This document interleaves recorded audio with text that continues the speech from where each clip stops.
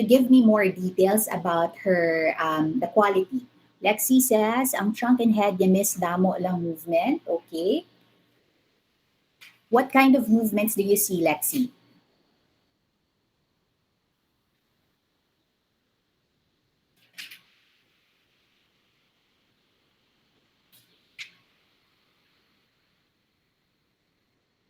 Can you describe what movements do you see? What are those extraneous movement? Lang sa balance, miss, what about balance? What's happening there?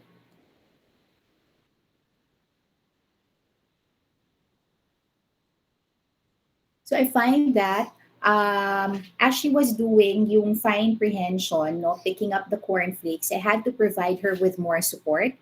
And that's expected because doing fine prehension is more demanding than gross prehension patterns.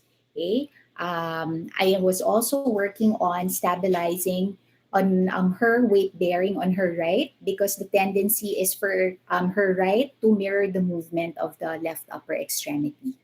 Right. Any other observations? When she uses her left hand, her right is fisted. Her movements are not as smooth as a child without CP. That's correct. Okay.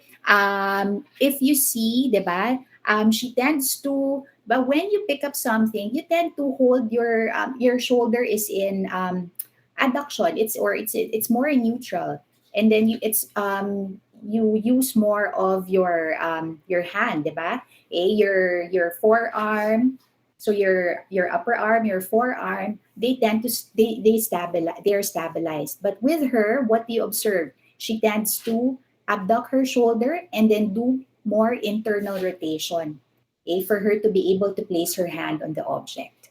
Yeah. So you have to pay attention to those things. And then her movements are slow.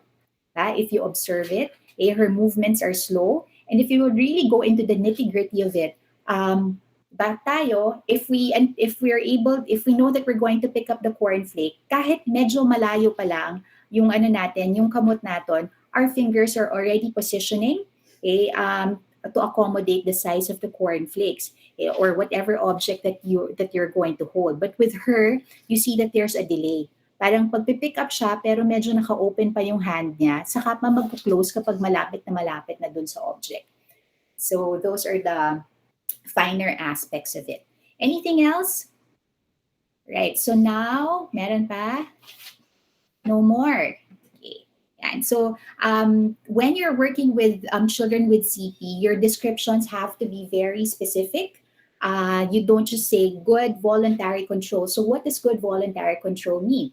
While you may have a point in that, you have to be able to justify, you have to be able to describe the quality of the movement. Because if you make such generalizations, you may not be able to quantify and qualify the gains that she makes in through intervention. So you have to really describe how she does things now. Like what is the position of her humerus, of her shoulder, and then months after intervention, what happened? Okay, sige, I'll show you the intervention video now. Ay, why do I keep on clicking? Tanggal na nga sa Safari. Okay, preparatory method. We'll do the preparatory